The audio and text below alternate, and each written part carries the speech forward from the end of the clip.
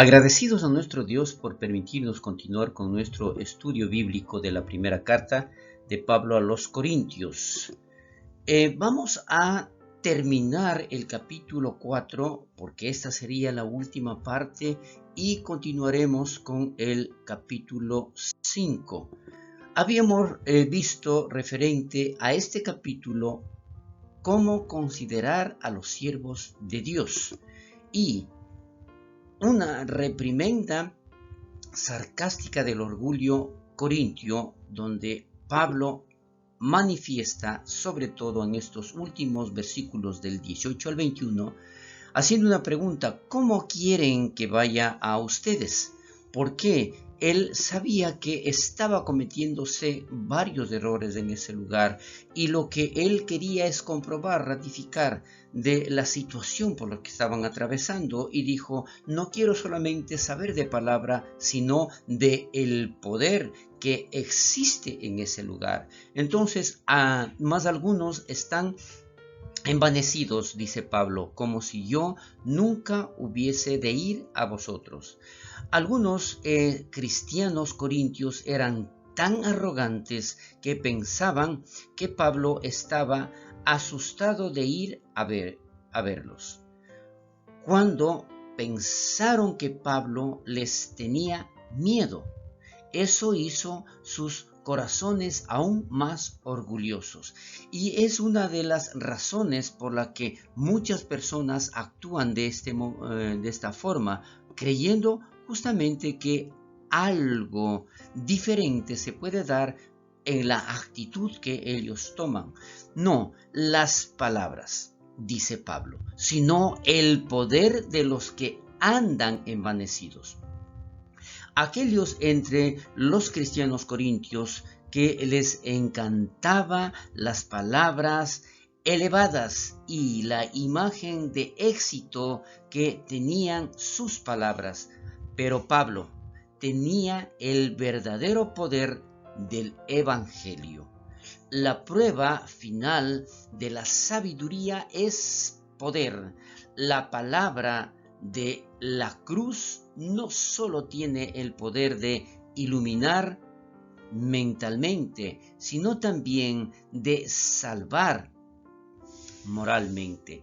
Esto es lo que Pablo decía: no se trata simplemente de expresar, no se trata simplemente de decir algo. Yo llevo el poder del evangelio, el poder de la palabra de la cruz. Es por esto que aquí esencialmente Pablo trata de romper la burbuja de estas bolsas infladas de gas, esta manera como ellos se comportaban, esta creencia que ellos tenían, asumiendo que tenían el control, tenían el poder. Entonces aquí Pablo hace una pregunta nuevamente: ¿qué queréis? Pablo deja el balón en su lado de la cancha. ¿A qué se refiere esto? ¿Cuál Pablo querían que vieran a ellos? Porque hay dos posiciones, y la otra pregunta es: el Pablo con la vara de corrección. Esto era usado por los pastores para golpear a las ovejas desobedientes.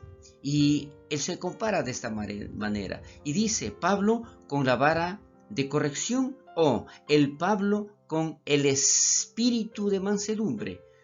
¿Cómo quieren que yo vaya? ¿Cómo quieren que yo me presente? Entonces no hay duda de que Pablo preferiría venir en amabilidad, pero les dejará esa decisión a los corintios. Es por esto que nosotros aquí podemos ver exactamente el cambio que puede existir, o la forma que debe manifestarse conforme precisamente al comportamiento de aquellas personas. Aquí Pablo está enfrentando algunas pruebas reales del ministerio, como confrontan el pecado sin ser muy áspero o implicar que están sobre el pecado. cómo hacer que la gente conforme sus vidas al Evangelio, cuando piensan muy alto de sí mismos. Esto es un trabajo difícil que hacer en un corazón y solo un gran trabajo del Espíritu Santo puede cumplirlos. No hay otra manera, solamente el Espíritu Santo convencerá del pecado, del juicio. Es por esto que hasta aquí nosotros estaríamos llegando con el capítulo 4 como la última parte. Pero continuamos con el capítulo 5 en su primera parte. Aquí vemos entonces cómo en esta epístola de Pablo a los Corintios, vemos en este capítulo 5 enfrentando la inmoralidad de la iglesia.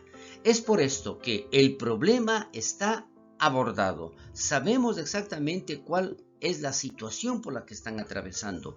En este primer versículo de este capítulo 5, el pecado de un cristiano anónimo en Corinto. ¿A qué se refiere esto? Se oye que hay inmoralidad sexual entre ustedes, dice Pablo. El término inmoralidad sexual proviene del griego antiguo porneia. Se refiere en sentido amplio a todo tipo de actividad sexual fuera del matrimonio, incluida la homosexualidad.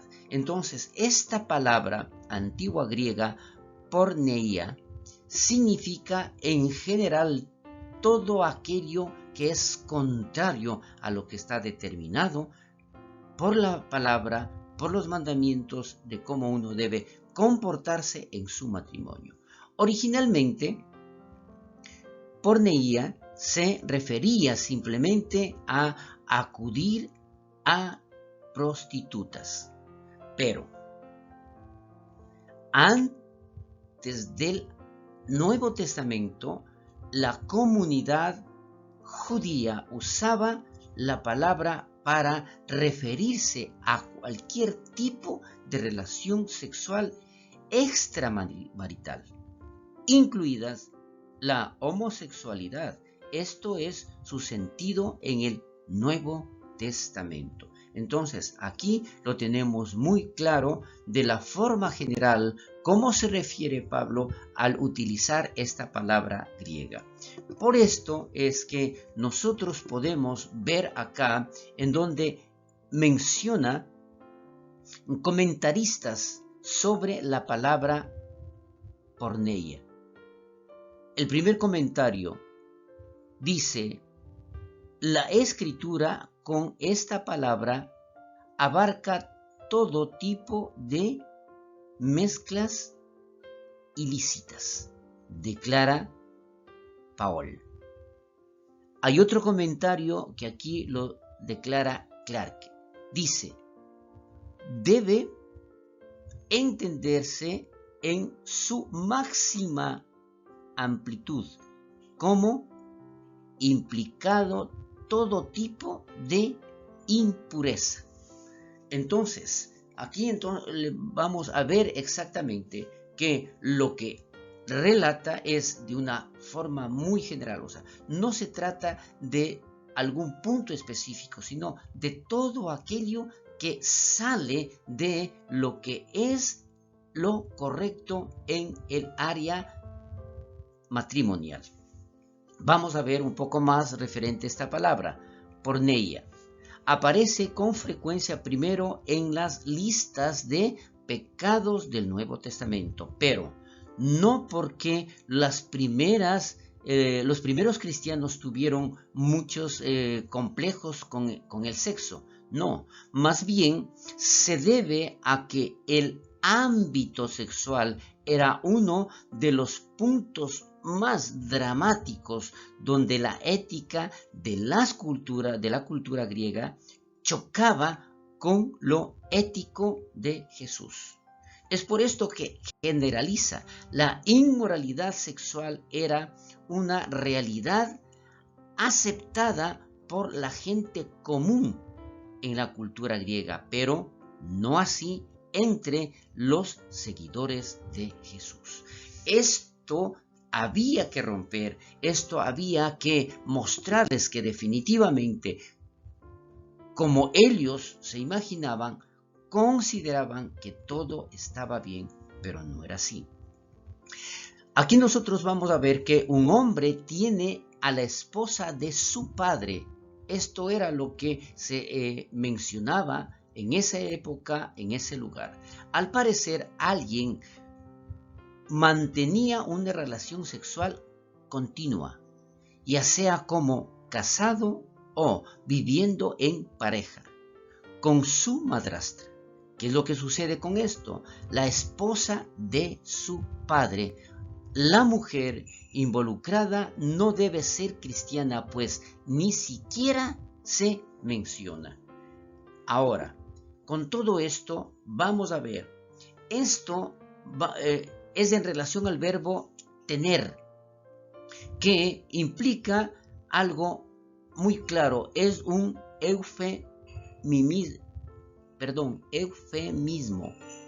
para una relación sexual duradera, no solo un capricho pasajero o una aventura de una noche.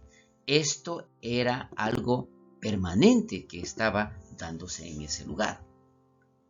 Y tal inmoralidad sexual, cual ni siquiera se nombra entre los gentiles. ¿Qué es lo que sucede? Aquí Pablo entendía que este tipo de relación incestuosa era considerada tabú, incluido entre los paganos de su cultura. Sin embargo, los cristianos corintios parecen aceptar este comportamiento. ¿Por qué? Definitivamente aquí comprobamos que el pecado da esa ceguera de no darse cuenta de lo que están haciendo.